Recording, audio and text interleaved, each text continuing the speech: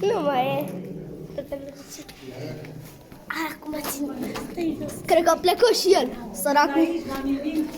El e chiar mai înalt decât tatăl meu. Știu. Wow! Cea mai imens peșteră din lume. What is it? Să dai cum de calci. Da. Hai, duceți-vă și voi până să vă fac și două poze. Rici, unde plecați? Domnul mare! Domnul mare! Uite-l, domnul mare! Mai înainte îl văzură pe domnul mic, acum domnul mare. Uite, sala turcului. Sala turcului.